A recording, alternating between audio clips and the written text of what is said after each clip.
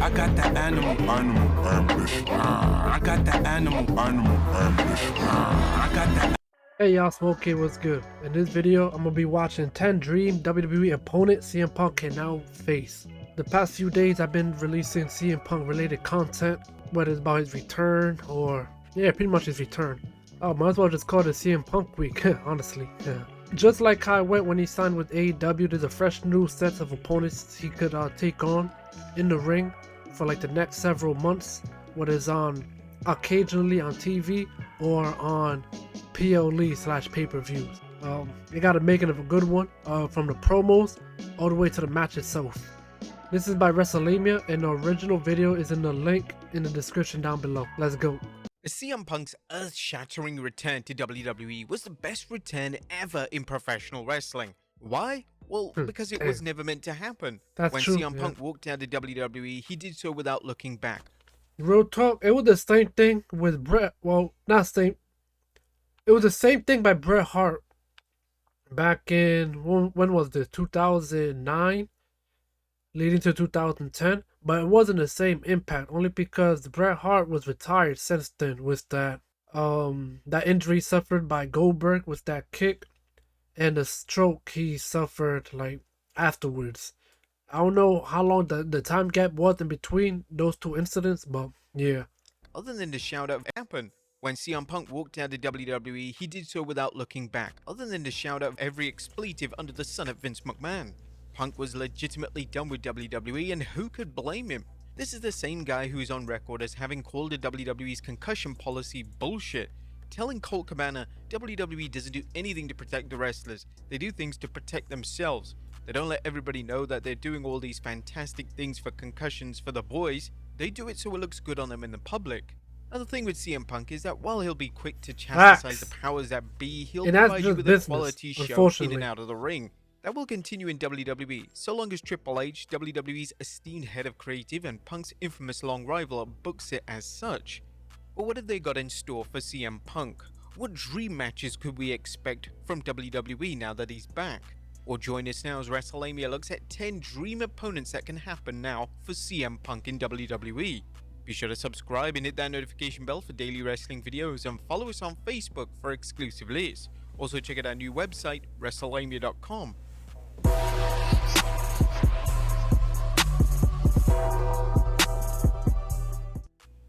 Number 10, Stone Cold Steve Austin. Now pretend you're Triple H for just a second. What sort of match do you book for CM Punk? A blockbuster collision versus Roman Reigns? A mat-based masterpiece versus Shinsuke Nakamura? A super indie bloodbath versus Kevin Owens? No, you book the matches that have been... Bloodbath do not exist in the WWE anymore. So what does he mean by that? I have no idea. ...longed after for over a decade. And for CM Punk, that means a tussle with the Texas Rattlesnake. CM Punk vs Stone Cold Steve Austin was long rumored to be on the cards prior to Punk's WWE departure, with the duo involved in a smattering of interactions with one another. Whether or not this match was ever official has become... I will not be interested in that match. On God. I don't want to see good in-ring work. I don't want to see OG Steve Austin against CM Punk, bro. I just don't, you know. Something of an urban smattering of interactions with one another. Whether or not this match was ever official has become something of an urban myth amongst wrestling historians, but it was certainly in the minds of WWE creative for WrestleMania 39. With his AEW future up in the air, Punk was reportedly being eyed up by WWE officials in late 2022 with a view of placing him opposite Austin at the Showcase of the Immortals. Austin himself, though previously retired for 19 years, had escaped the confinement of WWE's retirement home the year prior, toppling Kevin Owens in a thrilling encounter at WrestleMania 38. A history tells us that Austin's unthinkable comeback won't be a one-off, so a match with CM Punk will consider the needle moving very, very far. Number 9, Logan Paul.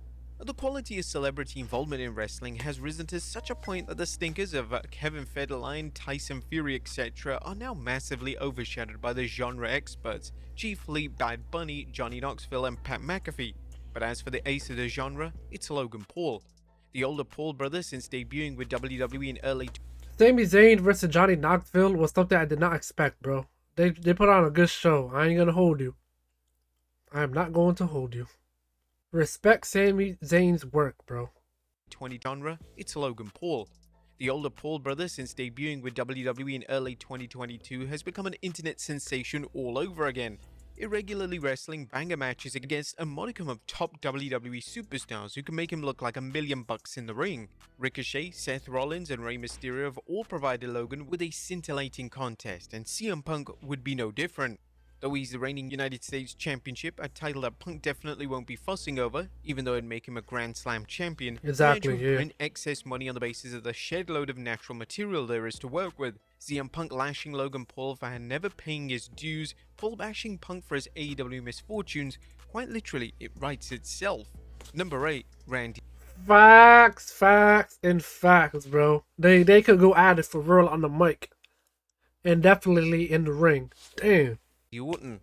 Now hold on. We know what you're thinking. So before you go rogue on X and say things you might regret, hear us out. A CM Punk versus Randy Orton feud in 2023 will only work if Punk is a heel and Orton is the babyface. Yeah. Well, that's how it went last time, we know, but it's the only acceptable way to do the story, and that's because CM Punk stole Randy Orton's spotlight. In kayfabe, Orton's comeback had been announced ahead of time. His face was on the men's War Games match graphic following the Go Home Raw and everything, whereas CM Punk had nothing to do with WWE.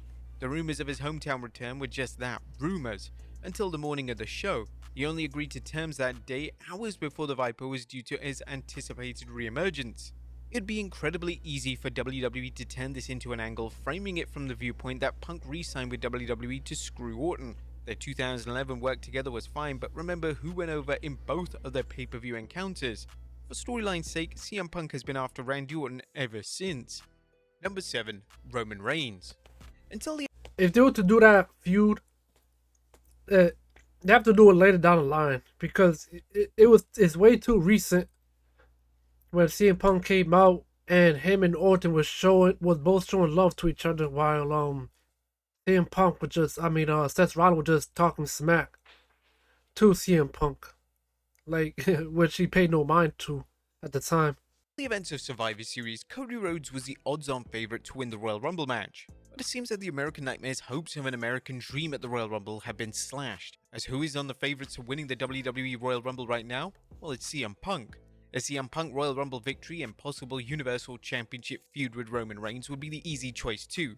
From both sides of the coin, the audience wants to see Roman's reign end at the hands of a top babyface and will hijack the event out of 2014 if Punk doesn't at least enter the Rumble. While for the WWE side, it makes perfect business sense. It's a money match, perhaps the biggest dollar they can make if The Rock isn't available.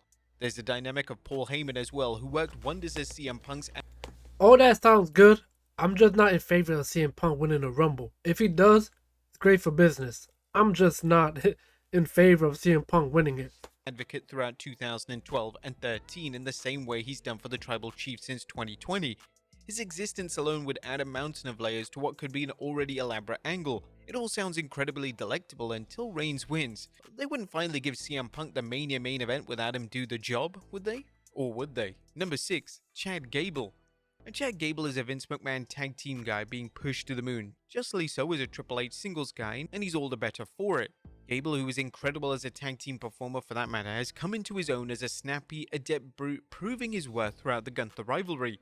Add his minuscule stature and picturesque moonsault, and you've got yourself a main eventer in the making. A main eventer who'd be perfectly suited opposite the voice of the voiceless. While his Intercontinental Championship pilgrimage put Gable's name back on the map, it's working with CM Punk that'll help him break through to the next level. Punk himself was once in a similar position to Chad, and how'd he get to the top? Well, by beating Edge, Chris Jericho, William Regal, and several others. By 2009, Punk was a household name, but he didn't get there without those wins, just like Chad Gable doesn't get there without this rivalry. Number 5, Cody Rhodes. The match will be good. I just don't know how the feud will work. Of course, WWE will figure something out. But I'm just like, Again, it have to be something down the line. I don't think. It could be one of them things like CM Punk calls out Chad Gable, like how Swerve Strickland called out Adam Page. It could be like that type of scenario. Rhodes. CM Punk oddly wasn't a hot topic of discussion during the post-Survivor Series press conference outside of Triple H's opening remarks, but Cody Rhodes calmly and poetically issued the following statement when quizzed on the return of Punk by House of Wrestling's Nick Hausman. I don't want to be short with my response, but it truly is this. If he can help with where we're going and what we're doing, absolutely, welcome aboard. I have a feeling that the CM Punk that potentially we're getting is hungry, and that's the best.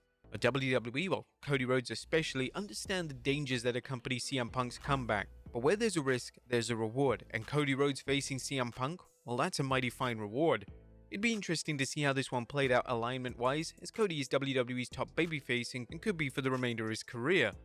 There's no push from fans to see the American Nightmare make a turn to the dark side, nor has there been any foreshadowing that would justify it.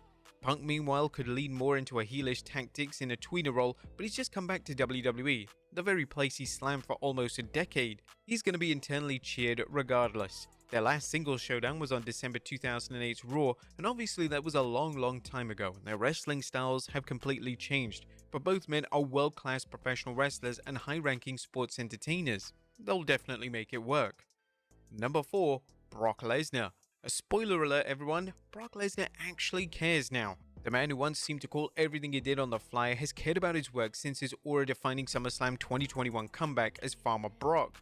Roman Reigns, Bobby Lashley, Omos, and Cody Rhodes can attest to this, as Brock gave them all a phenomenal performance, even dragging Omos to a seminal WrestleMania opener in a feat once deemed impossible. His latest work versus Cody Rhodes saw Brock hark back to his days as a rampaging beast steamrolling through the American Nightmare, and it's exactly the kind of Lesnar that CM Punk needs to face. The massive size discrepancy guarantees a David vs Goliath format, which is how all of Lesnar's best bouts are contested, and CM Punk would serve as a perfect foil for the wrestling action movie that is Brock Lesnar. The original tale from the summer of 2013, concluding in a modern-day SummerSlam classic, and a belter of the no-holds-barred matches, is the only justification you need for a second go at this one. It was a masterpiece worthy of an encore. Number 3, LA Knight. Until only a few weeks ago, LA Knight was considered the second top babyface in the WWE, depending on his taste for Cody Rhodes. He built a following for himself not seen since the days of The Rock and Stone Cold Steve Austin, getting himself genuinely over. His undisputed Universal Championship conquest versus Roman Reigns at Crown Jewel was never going to have a positive outcome for Knight, but it needn't. LA Knight got the title match, and that was enough of an indication as to where he stood on the WWE pecking order. And now, he was absent from the Big 4 Premium Live event, the last overall PLE of the year, with no reports of what's planned for him next. Although CM Punk will seemingly be a Raw superstar moving forward, while LA Knight is currently on SmackDown, it would be idiotic of WWE, this Triple H booked WWE who gives the audience what it craves, to avoid putting Punk and Knight in the same room. Mics or no mics, the verbal exchanges would be incredulous, and the match would follow a similar route as a result. Number 2, Drew McIntyre. It's great too, because you gotta remember, those two are both the veterans of the business. Like, they both been there for over 20 years, so that'll be one hell of a matchup, whether on mic and in the ring. Well, what's next for Drew McIntyre? Well, that may read as a rhetorical question, but it's not. Drew was once the leading man of sports entertainment, carrying WWE throughout the pandemic era as a superhuman of a WWE champion. But the minute he dropped the title to The Miz, McIntyre's success was over and he was back to pay-per-view encounters versus Jinder Mahal.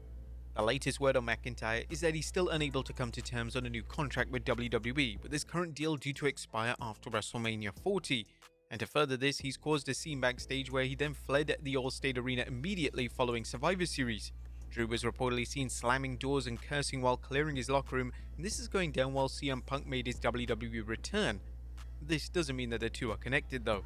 Fightful Select's latest update on the Scotsman is that many within the company are of the belief that although Drew doesn't take kindly to CM Punk waltzing back into the company, he is wise enough to capitalize on the potential a Punk program could have on his career. So long as Drew can stick it out in WWE long enough, a date with the best in the world awaits. And number 1, Seth freaking Rollins. Now here's what Seth Rollins infamously declared to Nick Hausman of Wrestling Inc. when he asked about the possibility of CM Punk returning to WWE in January of 2023. Oh Philly Phil, stay away you cancer, get away from me forever. I don't like Phil, he's a jerk. Did we just figure that out? No, everybody in the room is like, oh no, did he say that? Yeah, no, he's a jerk. Come on, we figured it out over there, we knew it over here. I don't want him back, go do something else. See you later. Rollins again infamously kicked up a fuss at ringside upon Punk taking to the stage at the end of Survivor Series, flipping off his old rival and having to be restrained by Michael Cole, Corey Graves, and a gaggle of officials. Needless to say, Rollins doesn't want Punk in WWE. Or does he? Per Dave Meltzer on the Wrestling Observer Radio, Seth Rollins' tirade was all an angle, with the two reportedly due to work a match with each other at the Royal Rumble, presumably for Rollins' World Heavyweight Championship. The match is happening, and it's going to be intoxicating. But there you have it, folks. All those guys be listed, of course, they're all fantastic. That's why it's called Dream WWE opponents. Oh, that Seth Rollins one, when they talk about the interview with Nick Aldis in January, what do you say, 23 or 22? Whatever, one of those two. Oh, I like it. This one thing about Seth Rollins, he seems to be a good professional. So all the stuff he was saying about stay away, you can't stay, yada yada. Unless it's convinced me otherwise, that was a work. In pro wrestling, anything is possible in terms of returns and stuff. So to captivate that moment is pretty fire, bro, no lie. You know, Seth Rollins know who he is, and he know who CM Punk is, so he knows, like, if they were to be in the ring together again, it's gonna be spectacular. It's gonna be straight magic. So yeah, thank you guys for watching. Peace, I'm out.